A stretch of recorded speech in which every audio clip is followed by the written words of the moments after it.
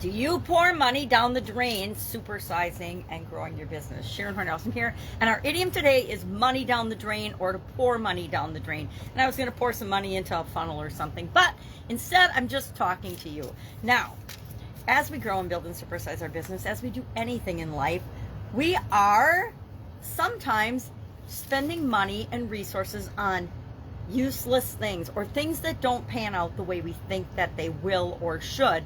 And other people might see that as pouring money down the drain. I see it as lessons learned or things that didn't work, and so I'm going to try something else. But I am as guilty as the next entrepreneur or business owner of spending money on the wrong things, spending money on useless things. I still remember for my Italian food business, when the internet was first coming about, I spent like $6,000 on a website. Yet I never got a website, never got a website up, never had a website from that investment. It was money down the drain. It was one of those lessons learned that because I spent money on something that didn't pan out, it didn't mean it wasn't a good idea. It means that I chose the wrong entity, the wrong business to partner up with in order to create the thing that I wanted.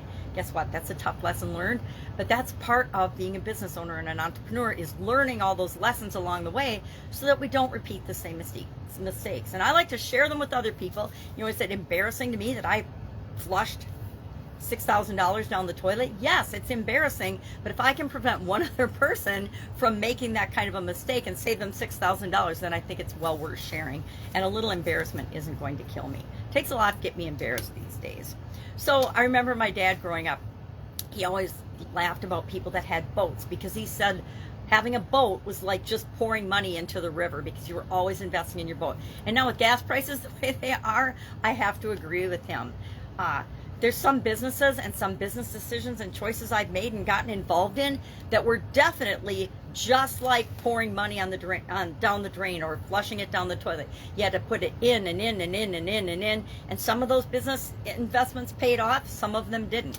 You know, I feel that way about the stock market these days. I was part of the stock market, my ex-husband and I, when it had the huge last crash, and we lost millions of dollars. And so to me, we didn't really lose it because we never sold those stocks and et cetera, but it still felt like pouring money down the drain.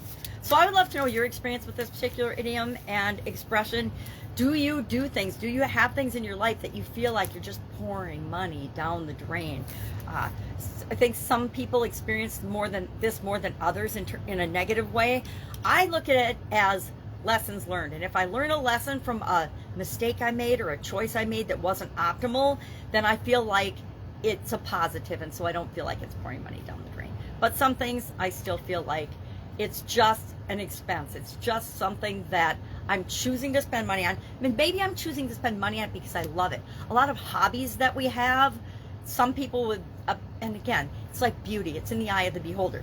What is wasteful to one person or beautiful to one person is heinous and ugly and ridiculous to another. And guess what? It doesn't matter what anybody else thinks. It only matters what you think. And are you moving your business in the direction you want it to go? That's the most important thing.